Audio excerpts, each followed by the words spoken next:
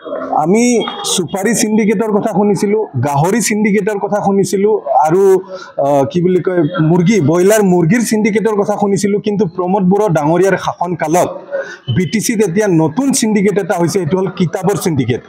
যি legal notice Pramod Bodo চৰকাৰৰ এগেইনষ্টত আহিছে বিজয় গৌৰ ডাঙৰীয়াৰ দ্বাৰা, এই লিগেল নোটিছত ভাইচ চেঞ্চেলৰ বড়োলেণ্ড ইউনিভাৰ্চিটিৰ নাম আহিছে, ডিৰেক্টৰ এডুকেশ্যন ডিপাৰ্টমেণ্টৰ ডিৰেক্টৰৰ নাম আহিছে, প্ৰিন্সিপাল ছেক্ৰেটাৰীৰ নাম আহিছে, ছেক্ৰেটাৰীৰ নাম আহিছে, আৰু প্ৰায় 32খন কলেজৰ প্ৰিন্সিপালৰ নাম আহিছে।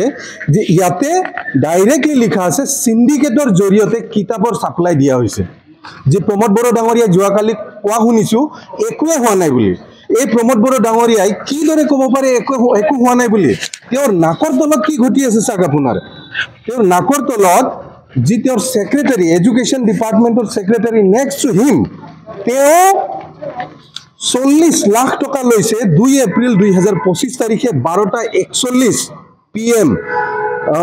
তেওঁৰ ৱাইফে ৰিচিভ কৰিছে টকাটো ৰাহুল জৈনৰ পৰা, আৰু লগতে 5 এপ্ৰিল তাৰিখে 60 লাখ টকা ৰিচিভ কৰিছে অমৰজ্যোতি বৰ্মন, তেওঁৰ ছেক্ৰেটাৰী, এডুকেশ্যন ডিপাৰ্টমেণ্টৰ ছেক্ৰেটাৰী। মানে 40 লাখ আৰু 60 লাখ মুঠ 1 কোটি টকা কেছ ৰিচিভ কৰিছে। কিমান ভয়ানক কাণ্ড হৈছে এই লিগেল নোটিছত, সেই কথা উত্থাপন কৰা আছে। আৰু প্ৰমোদ বড়ো ডাঙৰীয়াই কৈ আছে একো হোৱা নাই তেওঁৰ চৰকাৰত, তেওঁৰ ডিপাৰ্টমেণ্টত হৈ আছে। আৰু কি হৈছে, আৰু যি ডিৰেক্টৰ, এই ডিৰেক্টৰে প্ৰিন্সিপাল ছেক্ৰেটাৰীক টকা দিব লাগিব বুলি একবাৰ 6 লাখ টকা লৈছে, একবাৰ 5 লাখ টকা লৈছে, ঘুষ হিচাপে, কমিশ্যন হিচাপে লৈছে। আৰু প্ৰমোদ বড়ো ডাঙৰীয়াই কৈছে তেওঁৰ ডিপাৰ্টমেণ্টত একো হোৱা নাই।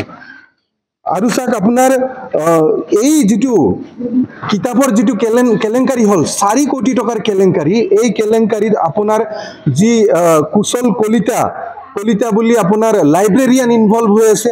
আৰু এই যে 4 কোটি টকাৰ যে হ'ল, গভৰ্ণমেণ্ট নিয়ম মতে কি 50 লাখতকৈ অধিক টকাৰ যদি ছাপ্লাই ল'ব লগা হয় তেতিয়াহ'লে টেণ্ডাৰ কৰিব লাগিব। কিন্তু টেণ্ডাৰৰ ৰুল ফ'ল' কৰা নাই, মানে কোনো ধৰণৰ ৰুল ফ'ল' নকৰাকৈ প্ৰমোদ বড়ো ডাঙৰীয়াই এই কৰিছে। পাতে আপোনাৰ ভীষণ গভীৰ কথা, ষড়যন্ত্ৰমূলক কথা কৰা হৈছে। আৰু তাতকৈ গভীৰ হাৱালা হৈছে বুলি কৈছে। হাৱালাৰ জৰিয়তে মানে কি, পইচা চৰকাৰী টকা গৈ আকৌ ঘূৰি আহিছে কাৰোবাৰ হাতত। আৰু প্ৰমোদ বড়ো ডাঙৰীয়াই কৈছে একো নাই হোৱা, তেওঁৰ নাম ইয়াতে অহা নাই, কিন্তু তেওঁ মনে মনে আছে বুলি, তেওঁৰ নাম উল্লেখ থকা নাই বুলি তেওঁ বাচিব বুলি ভাবিব নালাগে। ইয়াতে কি উল্লেখ কৰিছে, যদি ভালকে ইনকুৱাৰী হয় তেতিয়াহ'লে হাই ৰেংকিং অথৰিটিজ ইনভলভ আছে বুলি ইয়াতে উল্লেখ আছে। এতিয়া কওক, প্ৰিন্সিপাল ছেক্ৰেটাৰীৰ নাম উল্লেখ আছে, ছেক্ৰেটাৰীৰ নাম উল্লেখ আছে, তাৰ পিছতো কৈছে হাই ৰেংকিং অথৰিটি। BTCত প্ৰিন্সিপাল ছেক্ৰেটাৰীৰ ওপৰত আৰু হাই ৰেংকিং অথৰিটি কোন আছে? গতিকে ইয়াৰ তদন্ত হ'ব লাগে আৰু চব ইয়াতে ফচিব লাগে।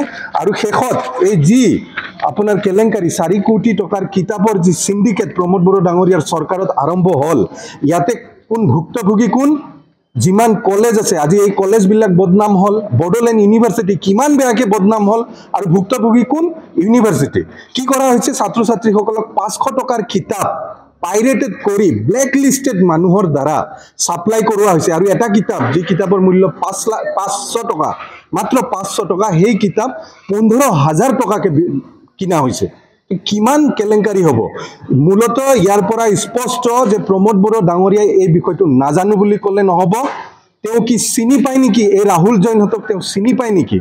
এই যে পইচা 4 কোটি টকা, কিমান টকা তেওঁলোকে খালে আৰু কিমান টকা ভাগ বতৰা হ'ল? যি ৰাইজৰ টকা, ষ্টুডেণ্টৰ টকা, কলেজৰ টকা, এইবিলাক কিদৰে ভাগ বতৰা কৰা হ'ল, ইয়াৰ বিতং তথ্য BTCৰ ৰাইজক দিব লাগিব। অন্যথা তেওঁ বাচি যাব নোৱাৰে। ধন্যবাদ।